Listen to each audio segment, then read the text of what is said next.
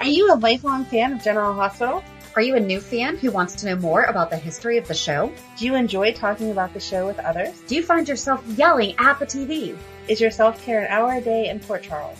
If so, we invite you to join hosts Amanda Kimmel and Shannon Coach at the place where all the hidden conversations take place and secrets are revealed. Meet us at Pier 54, a General Hospital fan podcast.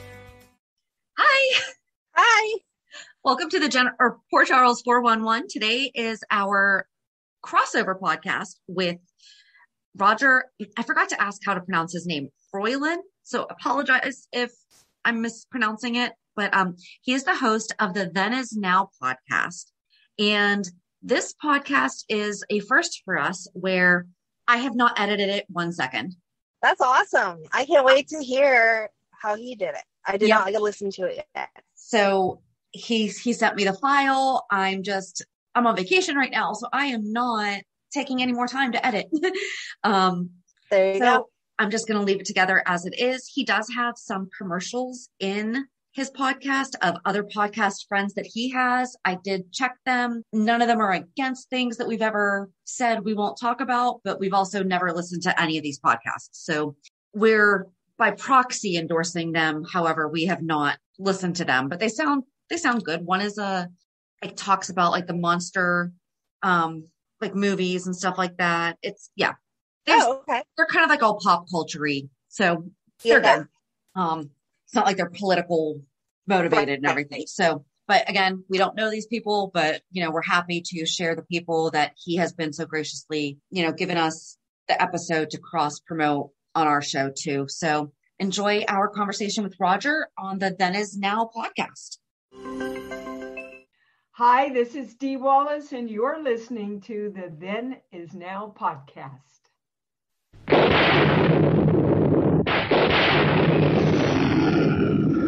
What kind of a sick school is this? Uh-oh, don't go! The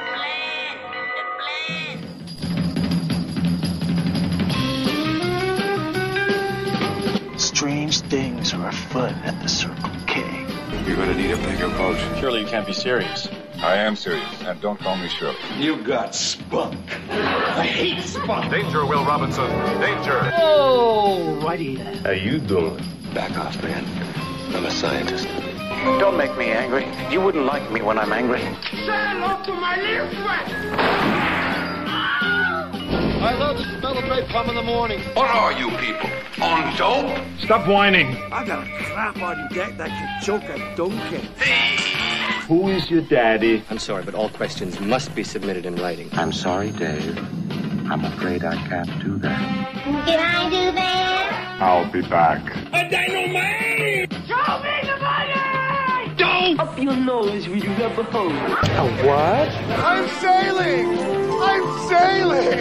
Groovy.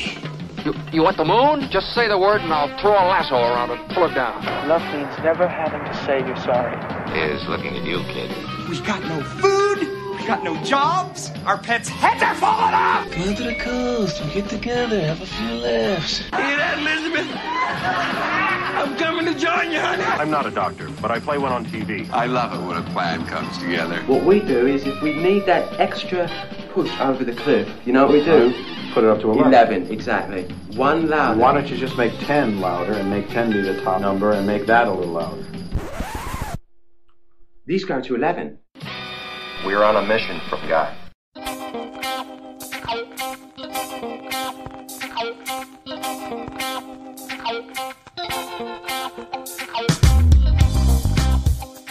Hello and welcome to another fun and informative episode of Then Is Now podcast. I am your host, Rigor. Soap operas have a rich history with their roots going back to radio dramas in the 1930s, both in the US and the UK. Soap operas get their name from the fact that when they originally started, they were aired in the daytime and targeted a female audience. Therefore, because most of the female audience were housewives at the time, the sponsors for these shows were manufacturers of soaps and detergents. The official description of what a soap opera is thus: a serialized narrative that continues from one episode to the next. Each individual episode generally switches between several concurrent narrative threads, which sometimes interconnect and affect one another, or may run entirely independent of each other. Episodes may feature some of the show's current storylines, but not always all of them. Especially in daytime serials and those that are broadcast each weekday, there is some rotation of both storyline and actors, so any given storyline or actor will appear in some, but usually not all of the week's worth of episodes. Soap operas rarely bring all the current storylines to a conclusion at the same time, and when one storyline ends, there are several other story threads at differing stages of development. Created by Frank and Doris Hursley, General Hospital premiered on April 1st, 1963. It is set in the fictional town of Port Charles in upstate New York, and originally just focused on the lives and loves of the staff working in the town's General Hospital. It's not only ABC's longest-running soap opera, but is also the longest-running TV show in Hollywood history, holding the record for most daytime Emmy Awards with 14 wins for Outstanding Drama Series. Back in the late 70s and early 80s, General Hospital, or GH as the fans call it, pioneered action and adventure on daytime television and is still going strong today in 2021.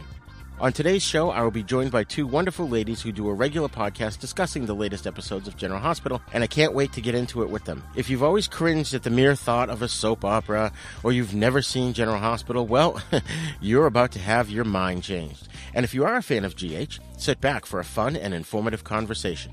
Class is in session.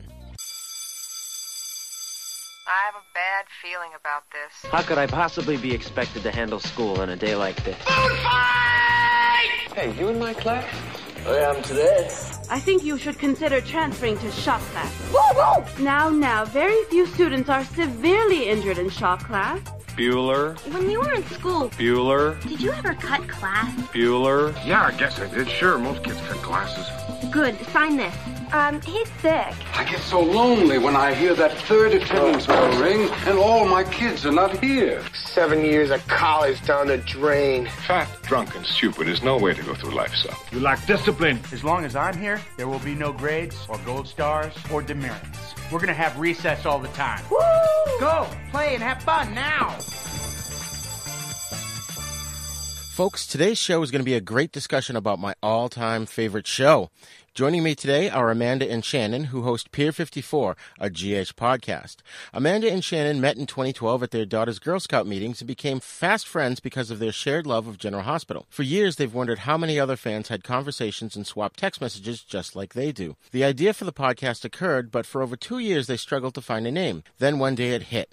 Pier 54. The Pier is where all the hidden conversations take place on the show and secrets are revealed. What better name for a podcast dedicated to just that? Each week they release 2 new episodes. Monday is a recap of the previous week's episodes of GH. The reason they chose Monday is, as busy moms themselves, they know how important it is to be able to catch up on the weekends. Thursday is the Port Charles 411. Each week they deep dive into a variety of subjects from character backgrounds, various storylines, interviews with other fans, industry professionals, and cast members.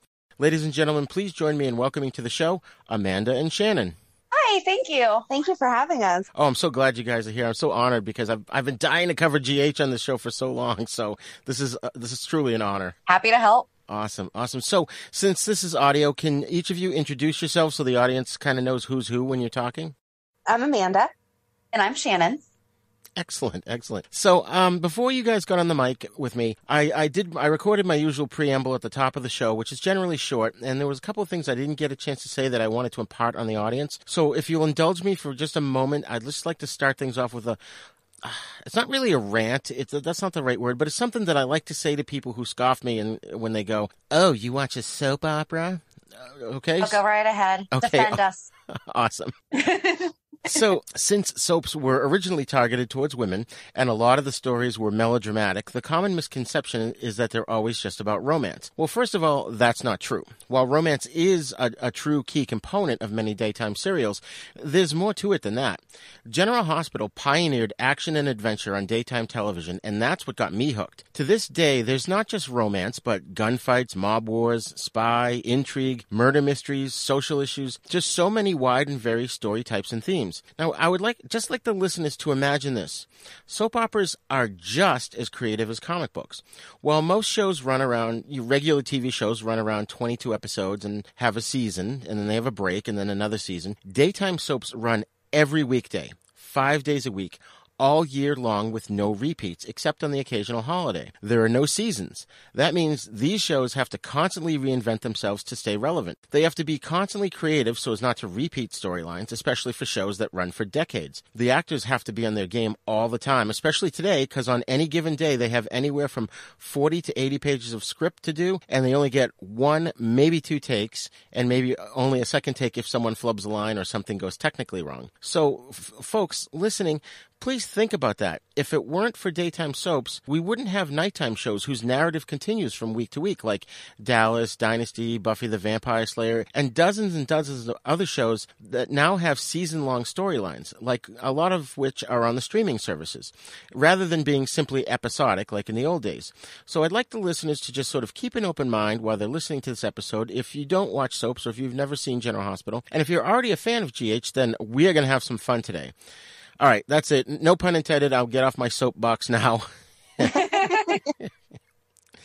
that was good. I mean, you're absolutely right. So at the end of our show, we actually do what we call the reality check, because we know a lot of people think that soap operas are possibly delusional.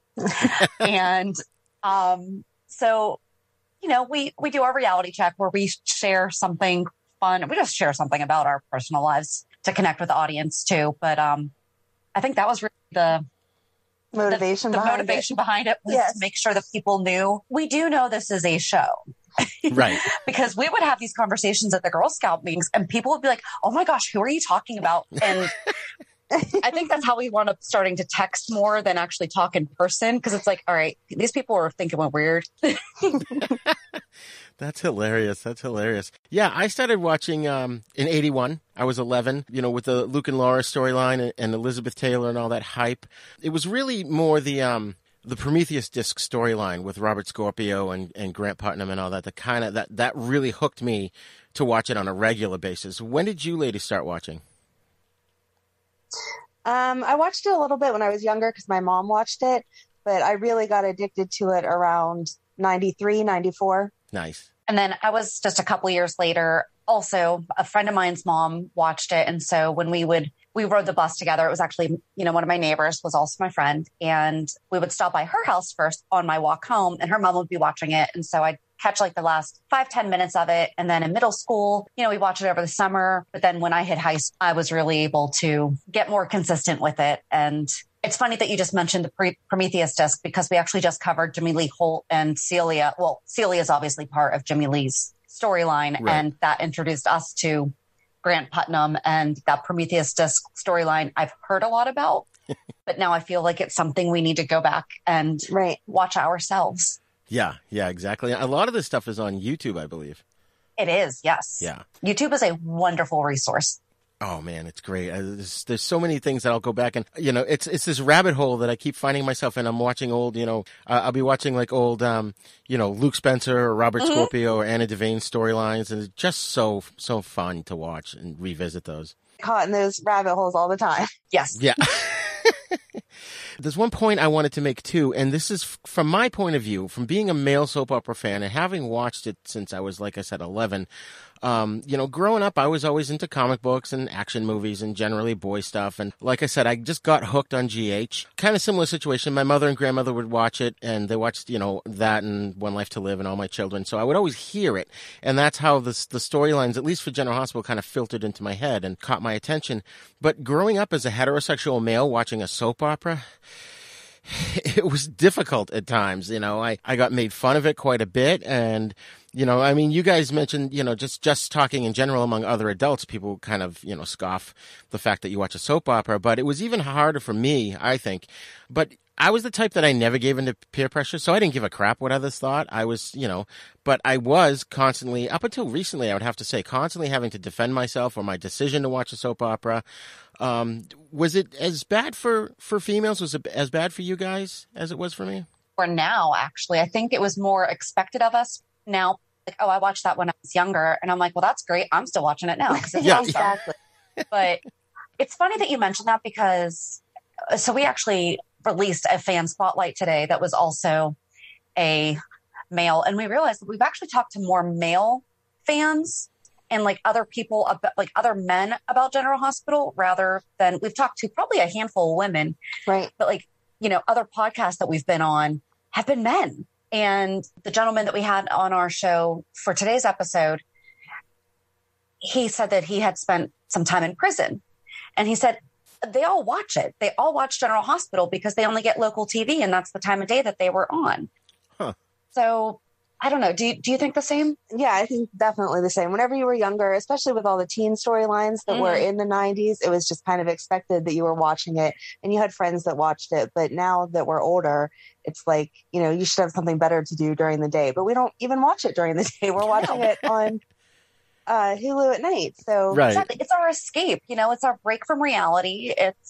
But I think people do still think you're like sitting on the couch eating bonbons from 3 to 4 or 2 to 3 every day or something, like, not taking care of your work or family or whatever, because that's the soap opera time. And I don't know anyone who actually watches it that way. That is the soap opera stereotype, yes. though. Yeah. Right. And that's funny because back in the 80s when, obviously when you couldn't get it on Hulu, there was no such thing. You had to watch it at 3 or you missed it. There wasn't even the soap channel, because I remember in the 90s I could, or maybe the early 2000s, I could watch them at night if I missed it or my recording was interrupted because the president spoke or something. And there was one time I used to do this. It was a paper route, but I wasn't a paper boy. I was driving at the time in the probably late 80s, early 90s. And I would deliver the stacks of paper at like 4 a.m. for the paper boys. And there was one time where maybe it was closer to the mid 80s. But anyways, I took a week off. I just needed a break. So I had a buddy of mine take over, and he watched General Hospital also. I got him into it. And I went to watch it, and I fell asleep. And, oh, well, once in a while you miss an episode. And he calls me afterwards. He's like, oh, my God, did you see General Hospital today? I'm like, no, what happened? Oh, my God, Robert and Sean were chasing each other through the whole episode, and they were shooting at each other. And then they were on this tram, and they were fighting, and Robert fell out of the tram, and we think he's dead. It's like, oh, my God. Of all the episodes for you to fall asleep before. Exactly. So from then until probably the mid-2000s, 2010, I recorded every single episode on VHS. I have like thousands of tapes in my storage unit that haven't even been labeled. We need to get you to convert that to digital. Yes. I know. I will one day. But yeah, it's so addicting. Like what particularly attracts you guys to General Hospital? I think it's just, there's a part of it that feels like home because we did start watching it, or I did start watching it with my mom whenever I was little. And so I remember doing that with her. And then it's something that you can always come back to. Like you said, you can miss an episode, you can miss a couple episodes. We've both taken time off, during having kids and stuff. And then you come back to it and it only takes you a few episodes to feel like you're right back into it and just as excited as you were wherever you left off. Yeah. And I mean, we've pretty much, or I've grown up with Liz. Liz and I are about the same age. And so I remember when she came on and, it was her and Lucky and all that stuff. And I mean, yes, some of the storylines are far-fetched, but you can identify a lot with some of the struggles that these characters are having. And you mentioned in your soapbox that, the social issues. I think that is something that has always been very well done on the show. And I think it's one of the reasons why I do continue to watch is because they really do try to keep it relevant and changing with the times. And, going back to Luke and Laura, how they got together was fixed, or not fixed, but you know what I mean? Like right. They readdressed it. They readdressed it. They addressed the fact that it was wrong. They had Luke share that with Lucky.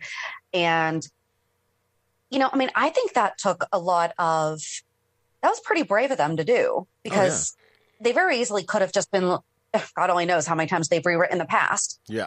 But they didn't. They knew that this was an important enough storyline that they had to address it the way that it was done and fix it. And that's part of it too, is the characters, as you said, there are a lot of far-fetched storylines, which a lot of them I still love, but they're very human and very relatable. Mm-hmm. And I think that's one of the things that makes it entertaining. I've had a lot of weird things go on in my personal life lately, not necessarily to me, but to people around me. And my wife and I just look at each other and we're like, oh my God, this is even crazier than General Hospital. We have a lot of those conversations off the record. Yeah. And then we're like, you know what? This is why we understand General Hospital, because our real life sometimes makes that look tame. Right. Exactly. And for me, like I said, it was the action adventure. I loved that aspect of the show. I'm always like waiting ever since, I started watching, always waiting for a great, just even a fist fight, a gunfight. You were always guaranteed every so often, maybe once every other month or once a month, you'd get a good fight scene in it. And as a guy, I just love that. I remember one where Frisco Jones was fighting some bad guys, and it's in the Wyndham's in the department store, and there's like all these, those dummies that they put the clothes on, the mannequins, and there's one that had a hat on, and you couldn't see its face, and it turned out it was Frisco, and he lifts the hat up, and we see that it's him, and then he kicks the bad guy's butt. It was great. Yeah, I mean, I don't know. I've talked about this on our show a few times. Like, I get done with the love scenes. I'm like, oh my gosh, can we just fast forward through this? Like, it's candlelight, it's slow music. That's not how it's done in real life. And, I'm with you. I like the action adventure, whodunit. We need a good whodunit. Exactly. Yes. Exactly. Yeah, I was going to bring that up at a later point, but yeah, definitely, a good mystery, because there's too many secrets now. It's all about the secrets and who's holding this secret and that. Now I'm feeling like, all right, I'm a little done with secrets. It's like, first of all, secrets wouldn't get out if people wouldn't just keep talking about them out loud in the hallway of the hospital. You mean the middle of the park is not the right place closing that you hid a body? And I understand the sets are small in proximity, but sometimes you have two characters talking about a third character, and the third character is literally 10 feet away from them. I'm waiting for the guy to go or the girl to go, I can hear you. And it's never, and that character really has no reason for being in the place where they are. Right. So it's not like they work there or something. It's, you just happen to be here. Yeah. Yeah, exactly. Now, one thing I want to bring up before I forget, I wrote down in my notes here.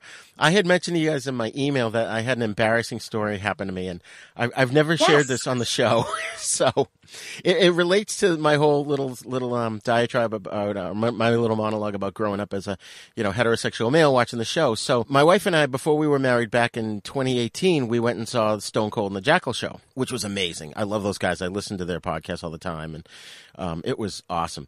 So we get there early, and we sit down, and we're next to these two ladies, and we strike up a conversation, and we have a good time. And one of the ladies was like, "Oh, it's so nice that you came. You're so nice that your wife dragged you to this." And my wife looks at her, she goes, "Oh no, he dragged me." So we're talking, and then the show starts, and then at the end of the show, everyone, lines up to get a picture with Bradford Anderson and Steve Burton. So the line was really long, and we're waiting in line, and my wife says, so like I said, at the time we weren't married, but she says, I'm going to go talk to those ladies and, see if we can switch contact information. I'm like, sure. So she does that, and I get into a conversation with people in the line, and we finally get up. We're like 2, 3, 4 people away from Stone Cold and the Jackal, and so she joins me back in the line, and she's telling me about her conversation with the two ladies, and one of them was like, "Oh, is he like your gay friend or something?" And she's like, "No, he's my boyfriend." And, he just likes the show a lot. So that kind of just stuck in the back of my head, and I was like trying not to think about it. And maybe I had a couple of drinks at that point too. So it was just kind of, festering in the back of my head. So we get up there, and I look at Bradford Anderson and Steve, and I'm like, oh my God, you guys, I'm a huge fan. Been watching since '81. I looked at Bradford and I go, my ex-wife used to bowl with your Aunt Bernadette. And he was like, "Oh my God, that's so cool." And I said, "Steve, I made that fan video about you on my YouTube page." And they're like, "Oh, you got to send that to us." So I'm like, it's fine. We take the pictures. We're walking away. The next group is going up to get their pictures. And I turn around and I go, "And I'm not gay." And the look on Steve Burton's face was like his eyes just was like shocked. He was like, "What the heck?" And we're walking away, and my girlfriend at the time, she goes, "Why did you say that?" I'm like, "I don't know." I'm going to go with you might have had a few drinks. That was probably, yeah. You went, so we've seen them twice. And if you went to any place like we did, there was a drink minimum. So, right. You can blame it on that. Exactly. There you go. In the establishment for forcing you to have those beverages. Right. Exactly. In order to enjoy myself. Item minimum. So I should give them a little grace on that one. But yeah, we love their show. And it's funny because we actually saw them a couple months after we started the show. And my husband actually reached out to Bradford to see if we could interview him after their show. And I mean, he has his own laptop. I have my own laptop. And I happened to use, because we used to use his for editing our show and recording. And he left his email up, and I just happened to see Bradford Anderson email, like in his email. I'm not a snooper. I feel like I always have to over justify this one. And then I read like this whole thing, and I kind of got mad at my husband. Oh, she definitely got mad at her husband. But it's not a kinda. I was like, you can't do that. You know, they're going to think we're crazy. They're going to be like, these girls can't come in or all this, because we had plans and we got them gifts. And so we made sure that we were at the end of the line, and we gave them the gifts. And we have shirts that say, "Meet me at the pier," which is how we say we'll meet you at the pier at the end of our show. Right. And they read it, and Bradford goes, "Did one of your husbands email me?" And I told him, I was like, "Oh God, we're going to get kicked out." And he's like, no, don't be upset with him. You know, it's totally fine. But you know, you're never sure how that's going to really play out. Right. And sure enough, our first cast member interview was with Bradford. That's amazing. And he was so sweet. And then I know that you just had Sean Kanan on recently. Yep. And he had come to Pittsburgh for a book signing for Success Factor X. And I happened to go up, and in Pittsburgh, you don't do anything except for watch the Steelers when the Steelers are playing. And unfortunately, he had the book signing while the Steelers were playing. So I wound up being the only person going to the book signing. Oh, wow. But I sat there and I was able to talk to him for a half hour. And then we were able to coordinate where we got to talk to him also. And so that was almost, oh my gosh, this November, it'll be 2 years. Yes. Wow. So he was so gracious. And I do have to give my husband a lot of credit, because I get in my own head a lot. And he kind of, between him and Sean, you know, made it okay for just ask. Yeah, exactly. I've learned that too, doing this show. It's like, it doesn't hurt to ask, you know? I don't think we've gotten any no's either. We've gotten silences, but we haven't gotten any. Right. Anyone who's responded back has not said no. I've gotten Tristan Rogers. I've tried to get him on the show, and I usually go through their publicists. I try to anyways. And they were kind of hemming and hawing. So I told Sean Kanan this too. I'm at the point where I drew a picture of Robert Scorpio when I was 17, and I'm thinking of pulling that out and scanning it in and sending it to them, saying, "See how serious of a fan I am." Oh. So you know what's a fun thing too about? Oh, sorry. Go ahead. No, I just said he's a cool dude. Oh, cool. Yeah. I would love to talk to him. Did you know, this is off topic, but I heard him on an interview. Apparently he was headed for California. I think he was going to audition, or he got the role as Robert Scorpio, and his manager comes up to him and says, these people want you for this part. It's called Mad Max. And he's like, nah, I'm going to America. I've already got it booked. And of course they gave it to Mel Gibson, and he became an international movie star. Wow. Why do I think I knew that? Did he talk about that on Stephen Bradford's show? He may have mentioned in that. I had heard him say it on another show a couple years ago, but yeah, he said it on that too. So, but anyways, I wanted to mention too, isn't it funny when you try to explain to someone a storyline on General Hospital, a person that doesn't watch the show? Yes.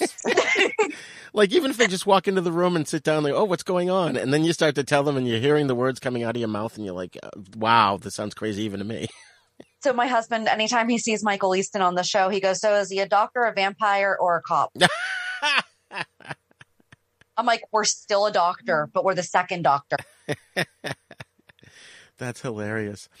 You know, and one of your recent episodes, you mentioned how they were talking about Jimmy Lee, and someone said they had read it in the Travel Guide to Port Charles.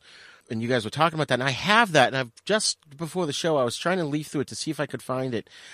I'm pretty sure Lucy does mention him somewhere in the book. And it also, and we couldn't. We skimmed through. It was Maxie said it on the show that she read it in Lucy's book. That's right. Yeah, because we both have it, and we're like, I didn't find it.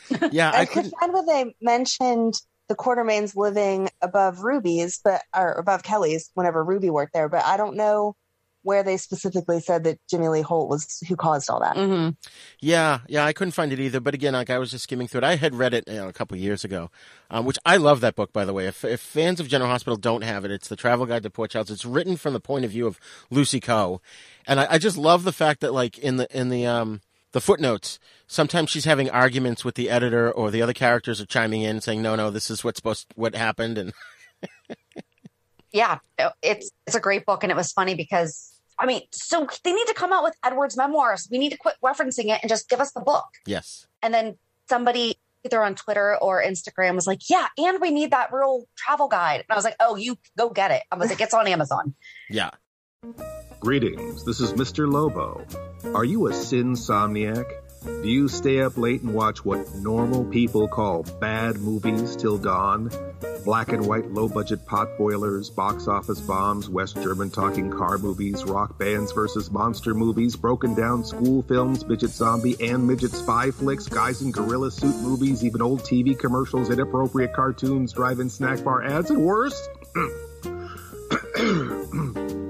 Well, we like to say they're not bad movies, just misunderstood. Stay up late with Miss Mittens, your host, Mr. Lobo, and a revolving door of special guests, fellow horror movie hosts, robot monsters, and lovely Real 7 girls for a late-night TV slumber party that we call Cinema Insomnia. You can watch us on channel OSI 74 for Roku. We even have some episodes on Amazon and Alpha Video DVD. You may never get a good night's sleep again.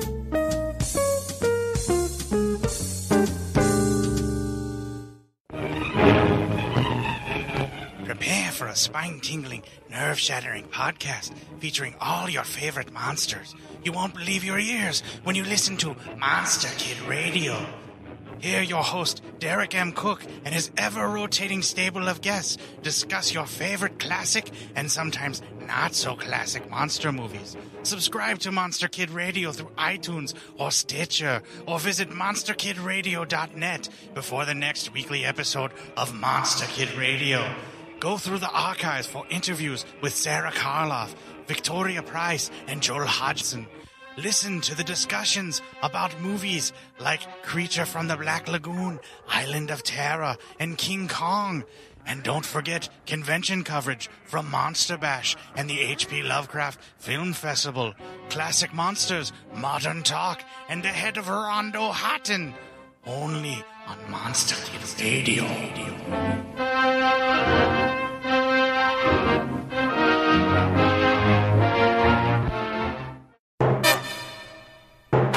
So, you know, we mentioned earlier that they talk about current issues, and you guys said you started watching in the 90s. So you were there for the Kimberly McCullough and you know, the Robin and Stone storyline, right? I was, Shannon wasn't. I was right after, because he passed away right before summer break. Yeah. Because that was really profound. Of course, at the time, I didn't really know much about AIDS or anything, and I learned a lot watching that show. And they were very delicate with how they dealt with it, and they I thought they did a great job of not being too technical. You know, Alan, I thought really came through as a really strong character in support of Robin. I just watched it for the first time because this past November was the 25th anniversary of Stone passing away. Oh yeah, and that's right, he passed away in November because. Not whatever, but I think you missed them falling in love, interested in whenever he was passing away. But then, so we had read Robin's diary, as we sometimes will read the books that are about the show and stuff. Yeah.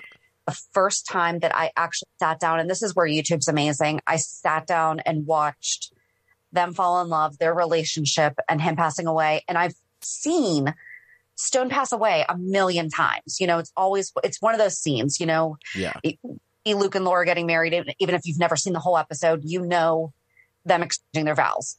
You know, that's kind of how Stone saying, I can see you, Robin, and then passing away. You know, that's just, I was a hot mess. And when we were recording, I was bawling my eyes out. And then we had the privilege of speaking with Michael Sutton. Oh, wow. And he was just so gracious, and it was a great conversation. That's amazing. He was amazing. He totally understood from a viewer's point the connection that we had to him. It wasn't like he was over it and let's move past it and talk about the other things that he's done. He really did connect with that character and just honor him the way that the fans felt was necessary, because that storyline was amazing. Yeah. Oh, it wasn't. That's awesome that he's able to embrace it like that. You know, I think it's hard for some actors to Eventually they do come around, though. Like even Anthony Geary, you know, for years he had to separate himself from Luke Spencer, and I finally heard him on an interview one time because I never understood it as a kid. I'm like, why is he going, I'm not Luke Spencer, I'm not Luke Spencer, and he said it one time. He goes, we were on the cover of Time magazine. It got to a point where I totally believed that I was Luke Spencer.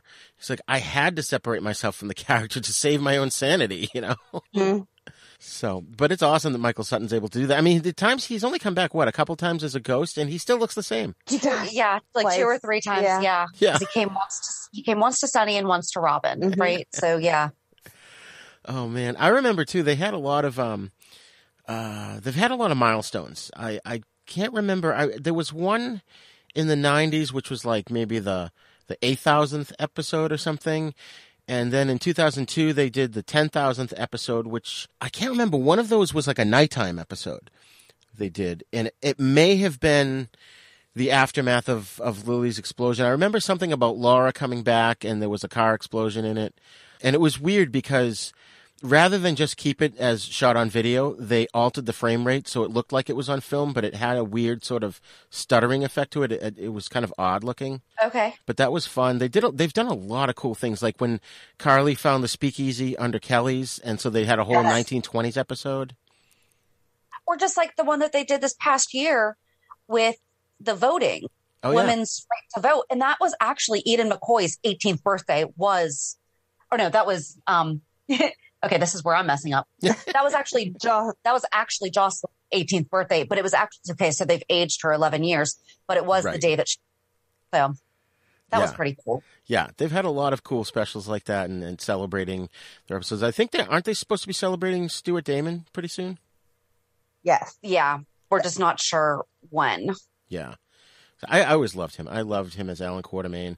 I mean, to me, as a kid, too, I saw him on a show called The Champions, where there were these people in an airplane that crashes in, like, the Himalayas, and they get rescued by these monks, and the monks grant them superpowers. And he was great in that. It wasn't a great show, but, you know, it was fun. But he was good, and that's all that matters. Exactly.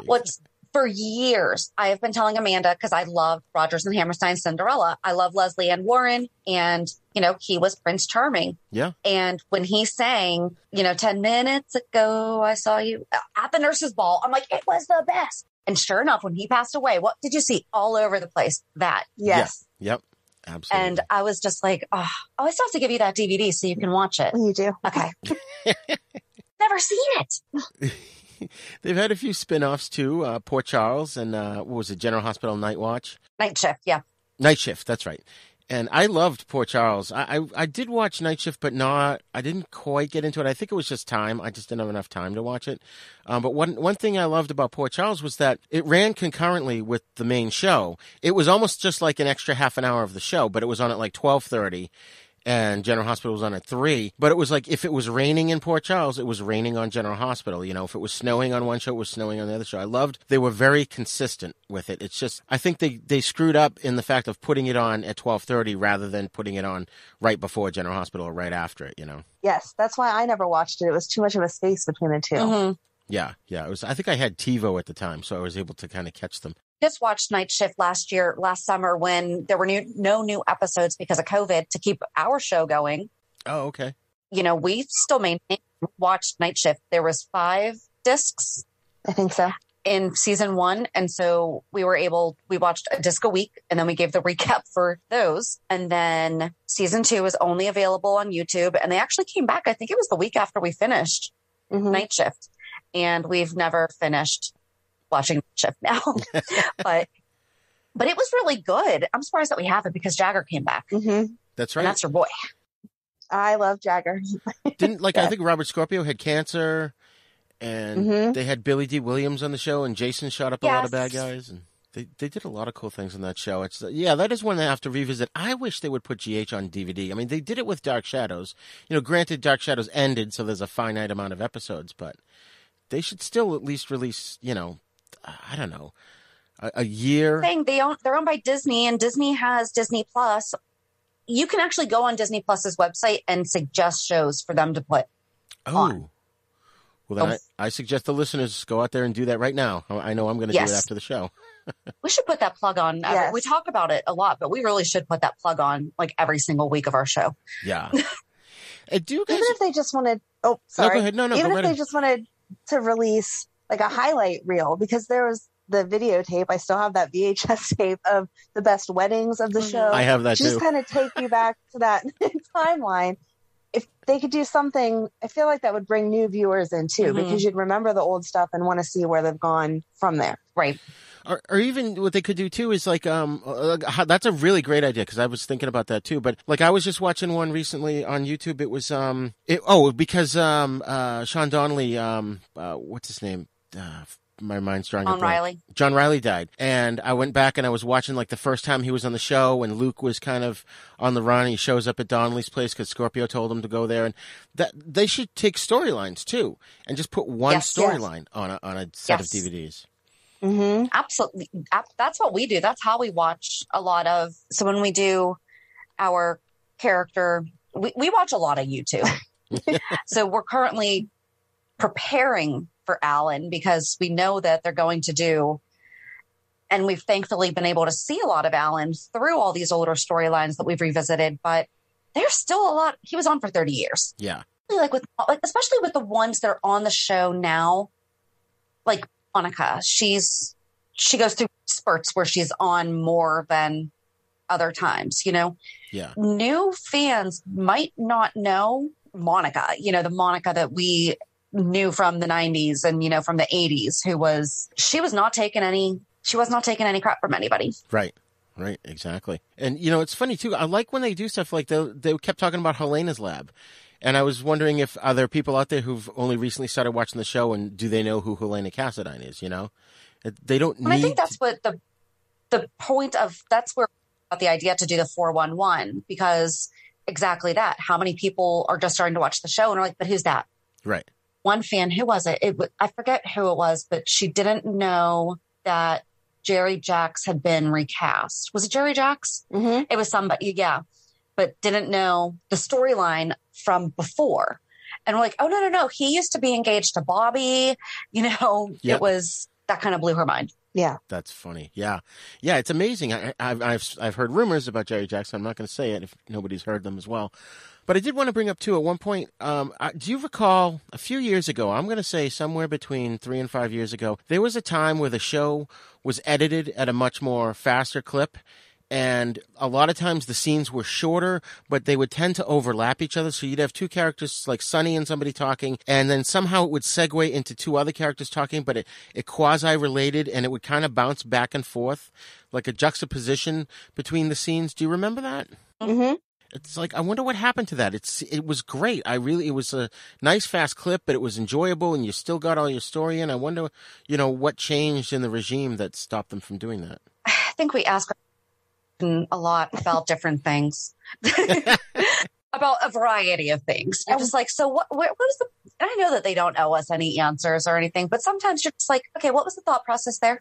Right. Maybe it was too fast paced for some people, like the long time viewers that are a little bit older than maybe any of us. Maybe it was too fast for them. That's ageism. I'm not saying that has to be it, but maybe that's just not their cup of tea. Like, I don't like some of the certain camera angles that they use. That annoys me when they're like following people. I'm like, stop doing that. I just want to see the whole scene. I don't want you chasing the person. See, and I like that, but I like it only when it makes sense. What, like the handheld shots?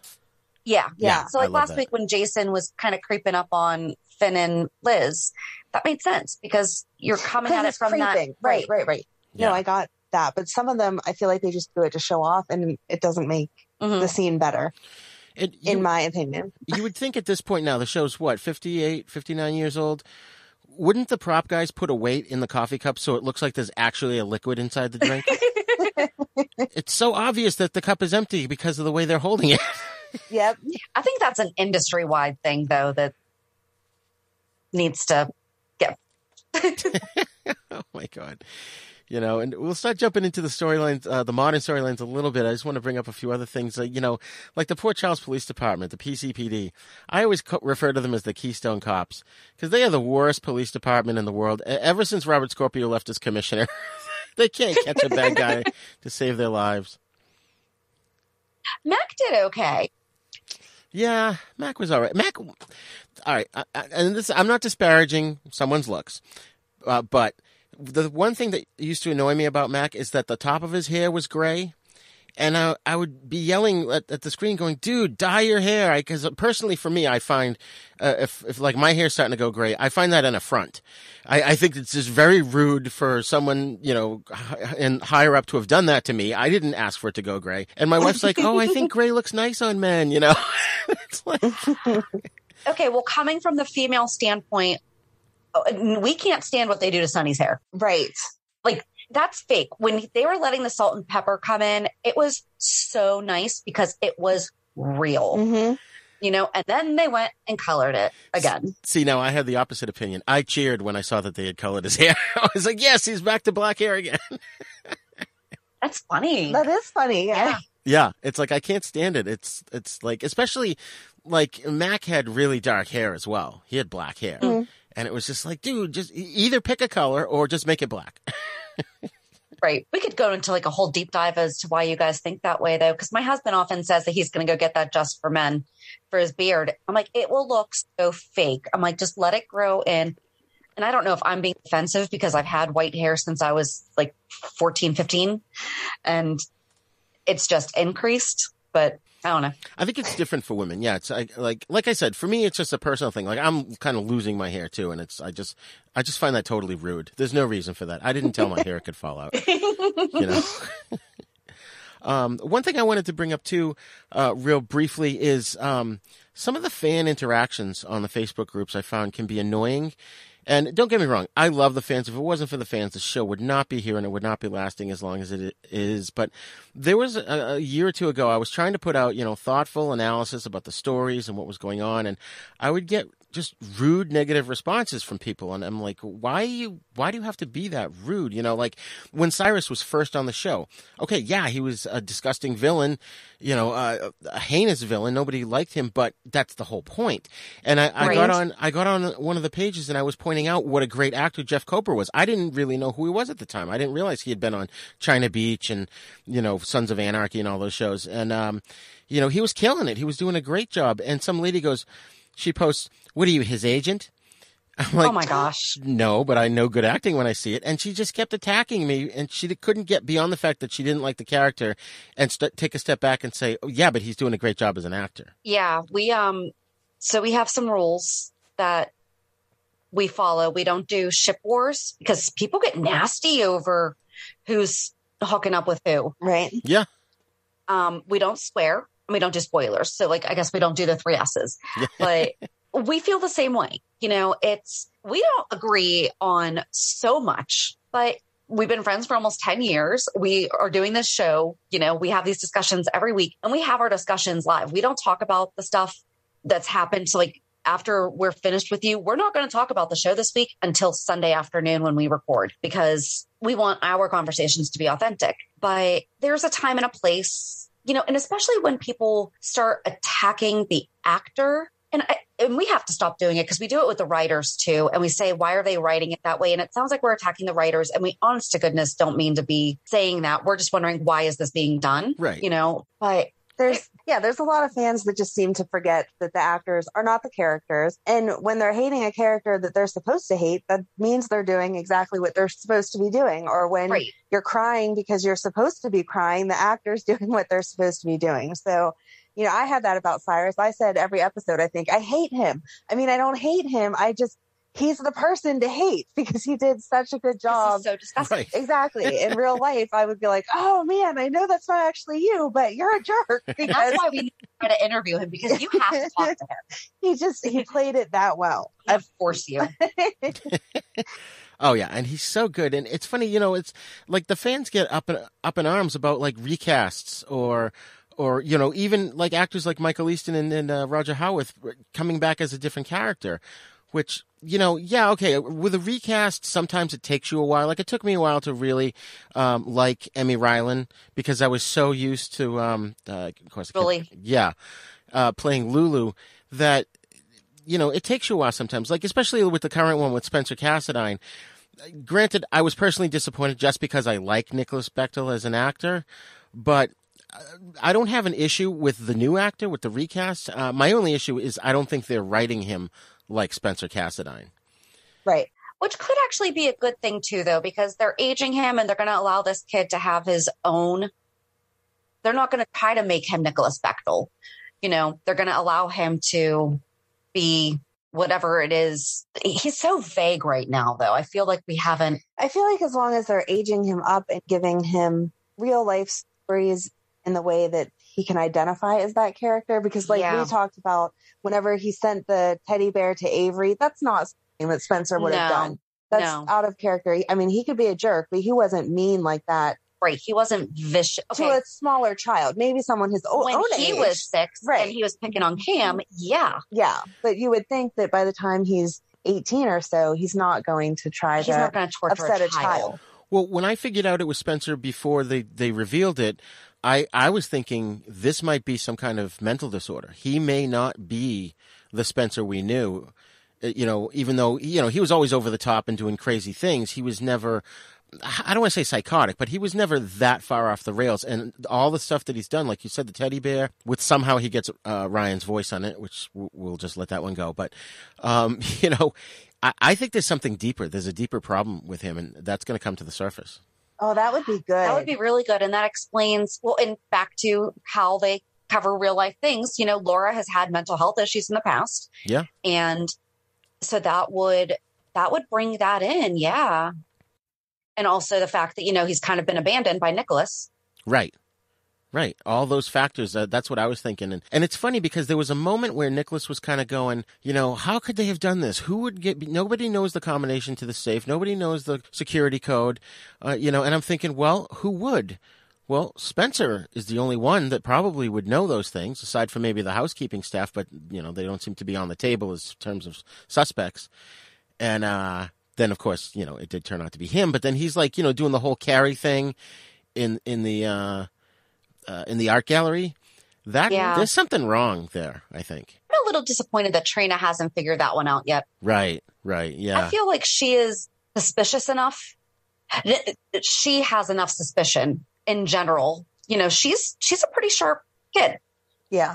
I'm surprised she'd be like, wait, you hate Ava. You're suddenly here. All this stuff just happened. And you have the same eyes as, because she was looking him dead in the eyes when that happened. Yes. She would have recognized his eyes. That's what I mean, that's just how I feel about that. Yeah, absolutely. So now that we're touching on the current storylines, let's get into it a little bit. Now, I want to say, we could talk about up to yesterday's episode, because what is today? Today is the 29th.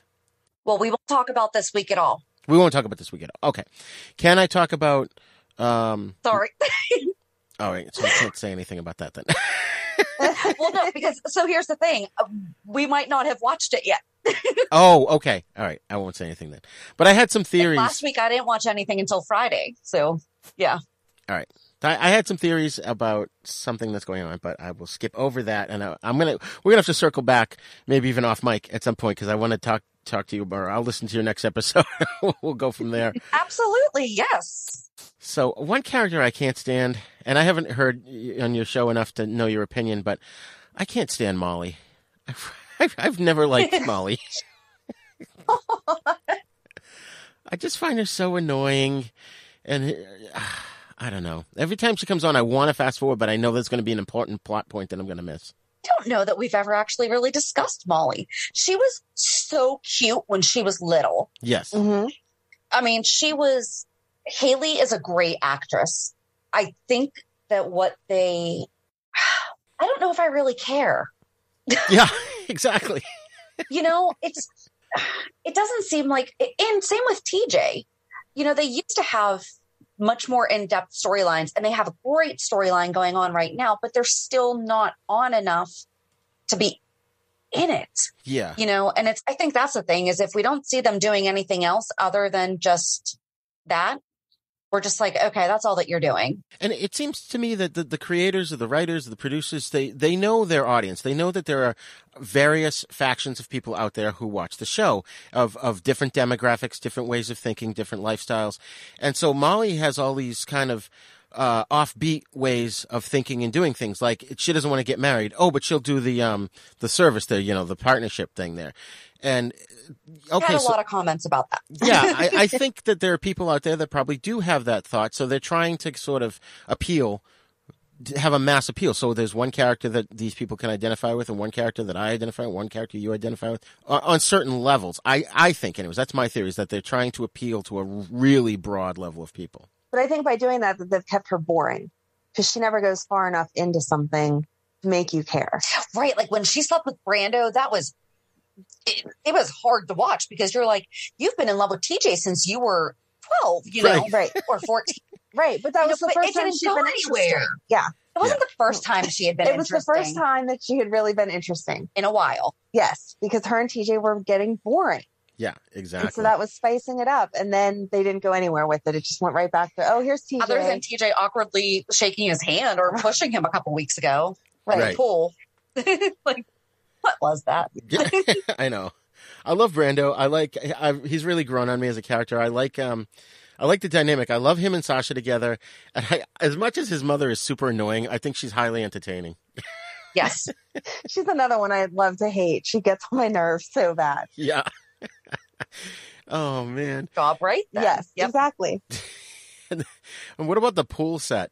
I think that's amazing. We think it's great, but you also live on the East Coast. It's not going to be open past Labor Day. Well, so why do we have it at the end of July? Okay, that's my question. Do they have a roof or not? Because they're talking about getting sunburns. So there's no roof, or is it a roof that opens up?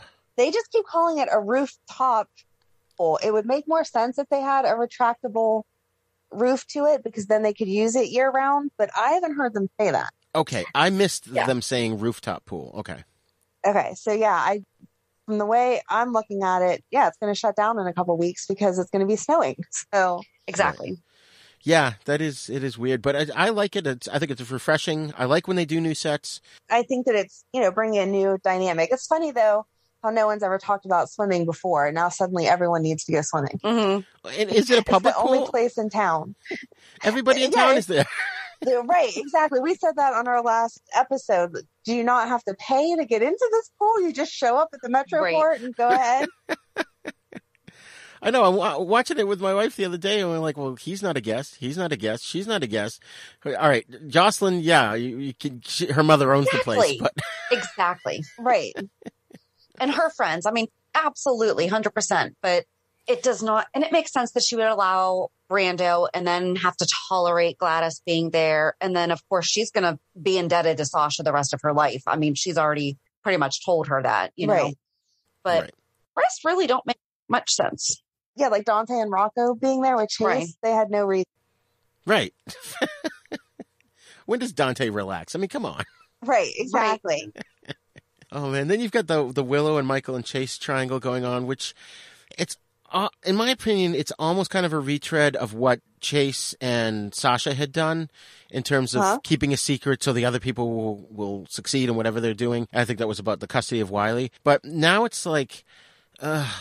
poor Willow just keeps digging herself deeper and deeper into this thing, and it not that I don't like the storyline, because I do, but it just makes me uncomfortable. The more that Chase is trying to walk and to be a husband to Willow, and the more you can just see the look on her face, like, oh my God, he lived. Oh my God, he's gonna walk. She's just like, what do I do? It's right. They just need to let her be single for a little while. Yeah. What's funny is the actress that plays Willow, to me, she looks just like, and you probably never watched the animated show Speed Racer. I don't know if you're familiar with it or not, but she looks just like the character of Trixie in that. If they ever did another Speed Racer, I think she should be up for the part. Because I know what you're talking about. Yeah, she totally looks like I called it up a picture of it on my phone to show my wife when she was first on the show, which she's come a long way as an actress. When she was first on, you could tell she was new and she hadn't acted a lot, and now I totally buy everything she does, I like her. I think she's a great actress. I don't know. Yeah. Yeah. Oh, I think she's definitely become a great actress. But my favorite of the recent storylines, and I was hoping this would happen, and it did. And then I have a question at the end of this, but when they had the meeting of the 5 families, and Cyrus was there and Carly was there, and they were trying to oust each other. And Carly did exactly what I predicted she was going to do. She walked in, she owned that room, she reassured the 5 families that nothing was going to change, and boom, Cyrus was gone. And that was amazing. I thought I was clamoring for that for like a couple of months before that. I'm like, Carly needs to just step up to the plate. She can do it. She's got the chops. She could easily take over the organization. And then the whole thing came down about, well, who's it going to be in charge, Jason or Carly? You know, they're going to think we're weak because one of us has to kill the other. No, you don't. She takes Sonny's, she steps into Sonny's shoes, and Jason continues to be on as the enforcer. Am I wrong? Nope. I 100% agree. That's exactly how it should have gone. You know, why? Them getting married is stupid. It's really stupid. It's just a ploy to keep Jason and Britt away from each other, story-wise. Right. And they were so good. I know. I really like the turn that Britt's character has made, too. Like that she came back that way. You know, she came back and you knew something was up. And that explains her just being so all about hooking up with Julian. Right. Because she was probably like, all right, I'm just going to do this now while I can, you know? Right. Yep. She was only back for, that short couple weeks that she was back. That's pretty much all she did. Yeah. Yeah. But then coming back now, you know, she came back with a different demeanor. And what I don't understand is why doesn't Jason say to certain people like Monica, like Britt, just say, look if Carly and I don't get married, we're going to look weak and they're going to kill us all in the town. They're going to blow up the town. We just have to do this as a front. You know, he can trust at least a couple of people with that. And they keep dancing around it. Him and Carly both say, well, it's good for our family. And we know that that's code for the family, you know, the Corinthos family, the organization. But you would think that either they would confide a couple of people with the truth that need to know the truth, or people are going to catch on. Oh, when you say family, you mean the coffee business, right? Yeah, he definitely should have told Britt. Yes. And I don't know what Carly was doing going up to her and making it seem like it was completely different, but that was absurd too. And Britt saw right through that. Yeah. Which is great. I love when there's such good actors, you can just see the look on their face. And even in that scene, I looked at my wife, I'm like, she's seeing right through this. She is not buying this one at all. Right.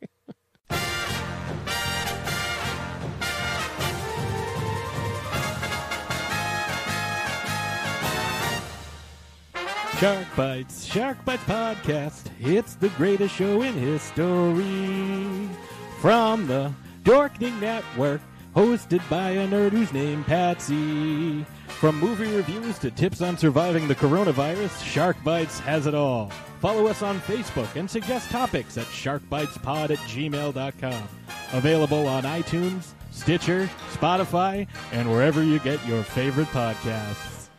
Hey, cats and kittens, do you remember the 50s? Jukeboxes, hot rods, malt shops, and sock hops. No, not really. Oh, well, do you remember that TV show Happy Days? You know, Fonzie and Richie and all like that? Sit on it, etc.? Kind of. Then join us for These Days Are Ours, a Happy Days podcast where we watch every episode and give you the lowdown on what it all means. Find us at thesedaysareours.libsyn.com and follow us on Twitter at Fonzie Podcast. Be there or be square. You're sure you don't remember sock hops? Sorry, no. Okay, then. So, can you guys make some predictions for storylines, or is that an area we shouldn't go into? Oh, God, no, we can do that. Cool. We do that every Monday. All right, go ahead. Yeah, which one do you want to start? I don't know. Go ahead. The Maxie baby thing. Oh. I want Brooklyn to confide in Valentine, and I want him to get mad, but I want him to understand, because I think that I want him and Anna together, but I also think that he and Brooklyn have such amazing chemistry that I want to see them interact more. Yeah. And get mad at each other. And then, I don't know, maybe, no, because I want him with Anna, but I don't know. She needs to confide in him because she care. Yeah. Right. Doesn't want to hurt him. So that's where I am. I agree. I agree 100%. Although I do like Valentine and Anna together too. I would love to see them. Although I do like Anna and Finn together too. So I'm kind of torn. But I think Chase and Brooklyn would make a good couple. I think it's going to take a while for them to get there. I think they would be a good couple. I think that that's who he's going to lean on whenever he finally finds out that Willow isn't in this marriage for the right reason. I don't know, though, because he's going to find out that she knew. And then he's just going to be like, I can't trust anybody. No, because they're not going to tell him that at first. They're going to wait until they fall in love, and then he's going to find out more lies. that she knew about it, and then that's going to cause them to break up, and we're going to have to go through all that drama. What is it with couples on the show? They get married, and they can't stay married for more than a couple of weeks. Like, with the exception of Mac and Felicia, not one couple on the show has been married for longer than a month. You know? It's like, do you have to break them up all the time? Like Curtis and Jordan? Right? Yeah. Although I do like Curtis and Portia, so. I do too, actually. Ever since she's joined the show and the first time that he saw her, I was like, ooh, there's something there. Yeah. And, you know, these police commissioners, you know, chasing down bad guys in their high heels. How practical is that? Yeah. And Anna, you know, I love Anna. I've been in love with, you know, Finola Hughes since 1982. But for God's sakes, wear some practical shoes if you're going after bad guys. Right. Yeah, they have yet to make comfortable running high heels. Right. At least that I've found. Although I don't try to run in my heels too often. So no, you don't chase down bad guys? Well, I mean, you know. Play basketball in high heels. Exactly. Right. Oh man, there's so many other good storylines. I love Roger Howarth's new character. I love how he's come back. Roger Howarth and Michael Easton both, when they come back as a new character, and I know people complain online, oh, I can't believe he's this new character. I totally believe it. Like after the first couple of scenes with them, you forget about the previous character. Like I've forgotten about Franco. Right. His mannerisms are different. The way he talks is different.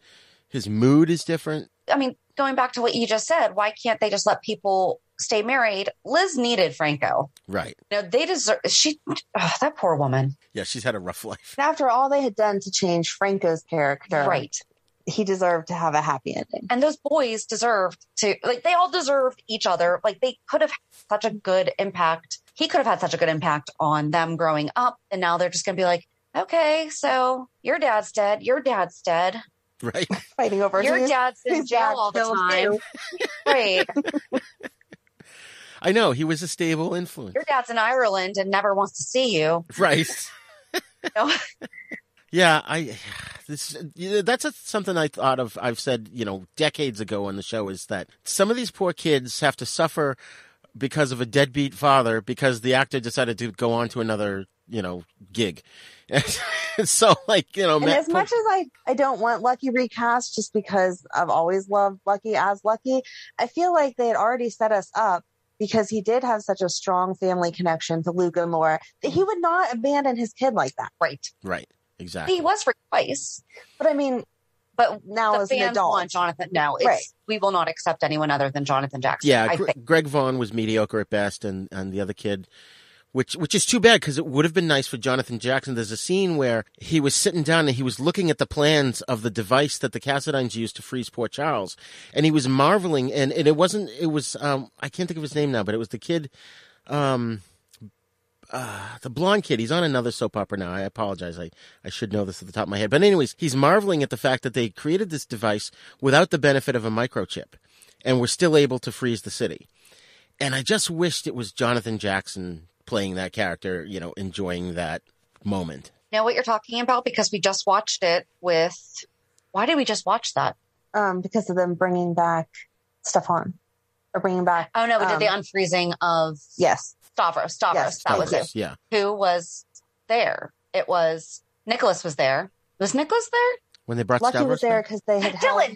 Are you talking about Dylan? No. Darn it. Okay. No, I can't think of the actor's name. No, it was Lucky. He was sitting at like Kelly's or something looking at the blueprints of the machine. And he had just come off of being brainwashed by Helena. I can't remember what actor it was that was there then. I can see it. Yeah. I see all of them in my mind right now. Fuzzy faces. And so here's what's going to happen. People are going to message us saying, I was yelling at you. Right. This is the answer. Right. I think he's on like Days of Our Lives or something now. He just got an award, I think, an Emmy. But anyways, yeah, so sometimes you wish, you know, the original actors were in certain scenes, like even poor Taggart. They had to recast him because he had health issues, and there was like an important scene when it was the reunion between him and Trina. Yep. Yes. And he totally missed out on that. He missed the two. He missed that and then being released from jail. Yeah. Mm-hmm. Yeah. Poor Rial. Yeah. Yeah, Ray Al Andrews. We interviewed him too. He is awesome to talk to. Oh, nice. Oh, that's cool. Yeah, he seems like a great guy. So just out of curiosity, I know we're kind of pressed for time here. What other daytime soaps have you guys watched at all, or do you still watch? Are there any? I had watched, the three, again, whenever I was younger with my mom, All My Children Want to Live, and then GH, just because they seem to roll into each other in a way. And since they took those off, I've just stuck with General Hospital. I can't get into the other ones. It feels like I'm betraying the General Hospital family. And I've never watched any other ones until when we did a 5-week series on Anna Devane, we did creep over to AMC, and I was like, oh my gosh, I love this show. And now, we need to figure out how to get David Hayward onto General Hospital. Yeah, exactly. Had multiple reasons why they could have had him. And most recently, he could have been helping Lenny with his heart. But now it's cancer, so now it can't be him. Yeah, no kidding. Oh, man. Yeah, that would have been interesting. I recently reached out to Gregory Harrison to be on the show, and they just basically got back to me and said, yeah, he's not interested. Aw. I'm like, what? He was Gonzo Gates on Trapper John, and now he's on General Hospital. Come on. Right. I think there's a comfort level, though, too, with the technology, with the Zooms and everything, because there was one that was basically what it was. They would want to try it, but might not be able to figure out Zoom. And I'm like, oh. One thing I figured out, and maybe you haven't seen this, when you create the Zoom invite, they list phone numbers that the person can call into. So they don't have to get on Zoom. They can literally call on the phone. Because I've been doing phone interviews too, and then I finally realized that the phone signal service was not good, but the Zoom seems to work great here. So now I'm starting to tell people, just call the number and I'll highlight it for them and say, call that number. There's another platform used once or twice that was call-in. I forget what it was. Uber Conference? Was that Uber Conference? I think that was. It might have been. Interesting. Tried a few things. But just quickly jumping back to this here, I did dabble in Days of Our Lives back in the 90s because I had a couple friends that watched it, and there was one where the character Marlena was possessed by the devil. So I thought that was interesting. Watched that for a little while till the storyline ended. And then I did go back to that in the mid-2000s when I had heard that the current storyline was there was a serial killer killing off all the main characters. And I was like, ooh, that sounds interesting. So I did watch that, and then it turned out they all weren't dead. Their deaths were faked, and they ended up on this island that was a replica of the city they live in. And then after a while, though, between that and GH and Port Charles, and I'm just like, I can't watch this many daytime soaps. I won't have time to watch my nighttime shows. You need to have your priorities. Yes. Exactly. So there were a few other things I wanted to bring up real quick. One was, crap, I don't know if this conversation was this week or it might have been today's Thursday, Friday. All right, we'll have to circle back on that one. I'll put a pin in that. There's a conversation that Anna Devane has with another character that reminded me of a conversation that Sean Donnelly had with Alan Quartermain one time. So I'll come back to that at another point. But, so anything else you guys want to say about GH and the direction? Oh, well, all right, here's one. The storyline. What about the whole Sunny Nina thing? She's another one digging herself deeper and deeper into a hole that she's not going to be able to get out of. He's going to end up pregnant by Sunny, and then he's going to remember who he is. It's going to be another baby that Carly has to deal with that's not hers. That's awesome.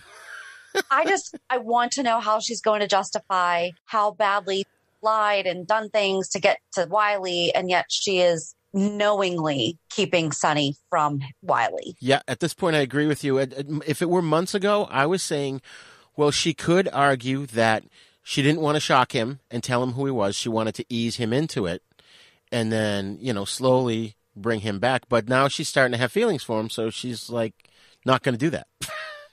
Right. But it doesn't even just betray that. It betrays her friendship with Ava, because how are you keeping Ava's daughter Avery away from her dad? Yeah. Yep. That, and then her trust with Michael is going to be completely broken. I just wish that they had him make his own life, because I do like the character of Mike. I mean, obviously I miss Sunny, but I think it's a nice change to see Maurice Bernard, this type of character, because he's been playing Sunny for almost 30 years now, right. So to see that break, but I don't like that they've brought people from Port Charles into his world, and that we're seeing this. I would have rather almost had, it kind of like how we were talking about the person overhearing in the hospital, it's not. But then they conveniently don't do that because he's in the same hospital as Anna and Valentine. But that would have been great. That would have been great sweet.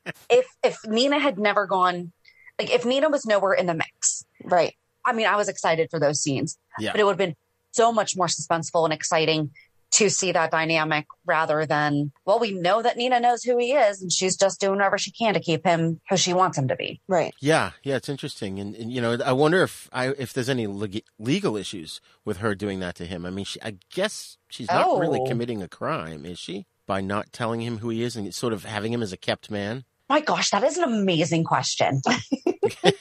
But I bet not, because he said no, he doesn't want to know. Now he says that. Right. I still don't like that he's even said that, though, because we don't have another hour. How the heck far away do they live that nobody's heard of Sonny? Nobody's seen his face in the paper? Right. I mean, it's region. Ridiculous. They're still in Pennsylvania, so it's like, you know, the Port Charles is based on Buffalo, so it's not that far away that news would get out about Sonny's mob activities over the last, like you said, the last 3 decades. You know? Right. Yep. But it's funny though too, because I think there's going to be an issue. The deeper he starts to fall in love with Nina, and then he gets his memories back. Not only is he going to be pissed that she didn't tell him, but he's also going to have these feelings for her. Mm-hmm. And then, you know, she's digging herself, and she's going to basically losing everybody's trust by doing this. I feel bad that it's almost going to be, she's going to have to leave the show because nobody's going to like her.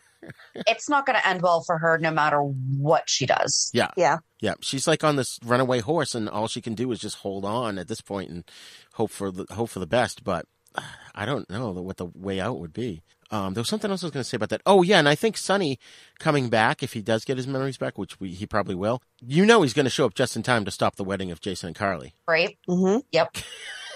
It's just like, you know, that whole story, that Jason and Carly thing really irritates me because there's so many different ways they could have done that. But all right. So, yes. Well, I can't thank you, Amanda and Shannon, enough for coming on the show. And, you know, we probably could sit here and talk for hours and hours more about you. Yes. We'll definitely have to do this again because I want to know what your other questions are. Right, exactly. There's so much more to go over. Oh, absolutely. Absolutely. But I do know, like, I'm not caught up. So, okay, right, yep, no, okay, I good. totally I was like, was I just talking for myself there? No. Okay. That's like, well, every time a thing pops up on my phone, it's like a spoiler. I have to like avert my eyes and swipe it away because I don't want to see it, you know? I have so many notifications turned off for that reason alone. Yeah. And then sometimes either one of us, my wife or I, will sit down and watch it, and then one of us will look at the other and go, I saw a spoiler today. The other one's like, don't tell me. Yep. And then the scene comes up. That was the scene. There was only one time where Amanda got away with giving me a spoiler, and that was because Taggart was coming back, and I had been talking about him so much, and I don't even know why, because I talk about Faith Roscoe a lot too. Right. Like, because those were my favorite times, was like the Taggart, Faith. Yeah. And everything. And then she's like, so I think we're going to talk about Taggart 1-1. I'm like, why? And she was doing me a favor. Yes. To give me enough time to prepare. But she was still mad. So I wasn't necessarily mad. I was just like, oh my gosh. I think I was shocked, and yeah, there was a lot of emotions going on. I cried when we interviewed him, didn't I? Yes, she totally fangirled. It was so cute. That's awesome. And then, you know, that's one thing that you made me think of too, is that there's a story thread between Sonny and Taggart that they never ever resolved, because Sonny never just came out and said it, because Taggart was always angry with Sonny because Sonny killed Deke, who was Taggart's mentor. But the reason Sonny ended up killing him was because Deke was his stepfather and used to beat the crap out of him and shove him in the closet, which caused him to become claustrophobic. And if he had just said that at some point to Taggart, they could have gotten past a lot of the animosity that they had. Yes. Yeah. Especially now where they are on the same page. Right. You know? Yeah, I mean, agree. At this point, Carly could tell him, because obviously Sonny's still out of the picture. But if it ever comes up in a conversation, she could say, oh, yeah, well, this is really what happened. And he would have a total change of heart. But the other... Oh, sorry, go ahead. No, I was going to say, I'm like, that's true. Yeah. Yeah. Now, the other storyline they did resolve, which I kind of forgot about, and I was glad they did, was the Jocelyn Diary thing with Dev. I'm glad they picked that thread up and completed it. Yeah. Because, you know, there's a lot of little threads out there that they just kind of for whatever reason, I don't know, maybe they think it's just not working as a story, or they end up killing a character and there's no sense in going there. But it's like, I wish they would just pick up certain threads. But then remember a couple years ago, there was that whole period where they were bringing back actors like Judson Scott, and all these characters from the 80s were coming back. For just like 1 or 2 episodes, and it was great. I think we try to keep track of, so at the end of the year, we do a like annual recap, and we do cover, or we say, and here's the storylines that went nowhere. Yeah. Right. Exactly. Well, thank you guys so much again. You know, like I said, we could talk for hours, and I apologize for continuing it a little further than I meant to, but you're fine. So can you tell our listeners where they can find you and the show online? Sure. We're on all major platforms. We're on Apple Podcasts, Google, Spotify, Audible, Amazon Music, Pandora, iTunes, or iHeartRadio. Right. All that. We have a website, pure54podcast.com. We're on Instagram, Twitter. I think it's just the General Hospital 411. We're currently under construction on it. And yeah, General Hospital 411. Excellent. Can you just say that one more time? You broke up. General Hospital what? Oh, sorry. General Hospital Fans 411 is our group on Facebook. Excellent. Well, thanks again, ladies, and I look forward to talking to you again in the future. Likewise. Thank you so much for having us. Yes, thank you for having us.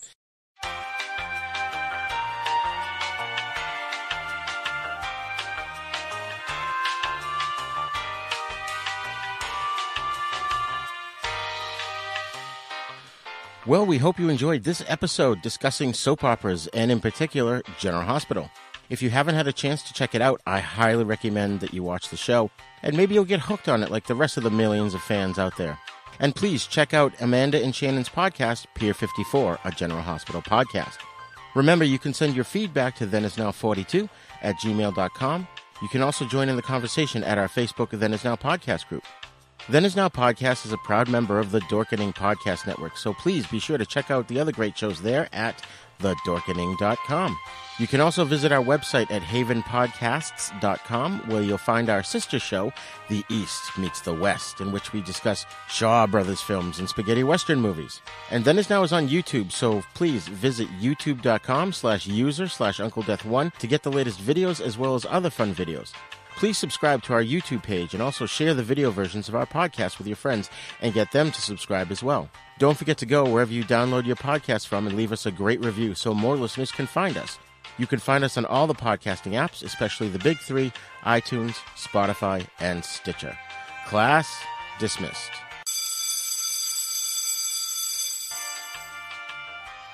The Then Is Now podcast is intended for entertainment, educational, and informational purposes only.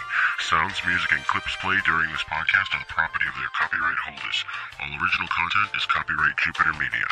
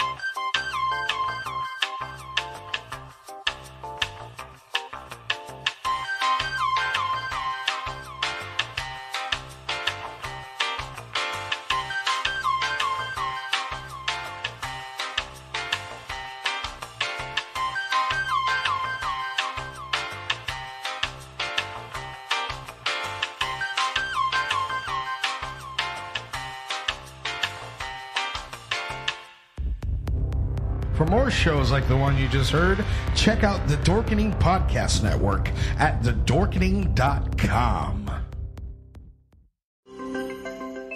I just really enjoyed talking to him. I thought that he had I really want to know the questions that he wanted to ask us when we hadn't watched the episodes yet the week of. Right. I'm assuming it was all about Peter and like, do we think he's dead or who moved his body or whatever? Probably. So we'll definitely have to talk to him again. Yeah. Yeah. That was fun. If we have to have a reason to talk to him again, I mean, I'll take it. So exactly. But yeah, so I love when we do these crossovers because, you know, we talk about it all the time. We love talking to other fans, but then to also talk with other podcasters who are doing their own thing, but also have a shared love of General Hospital. It's a lot of fun. Yes. So make sure to, you know, follow Roger's podcast, the Then Is Now podcast. I think you can find it on all major platforms, same as ours. And, you know, join us here on Monday as we recap this week's shows. Have a good weekend. And we'll meet with the Pier. Bye. Bye. If you enjoyed today's show, we invite you to go to pier54podcast.com to subscribe on your favorite platform. Don't forget to leave us a review. And you can also follow us on many social media channels. Just search for Pier 54 Podcast. Also, we are not perfect, so if there is something that we missed or messed up, just let us know by emailing us at pier54podcast@gmail.com.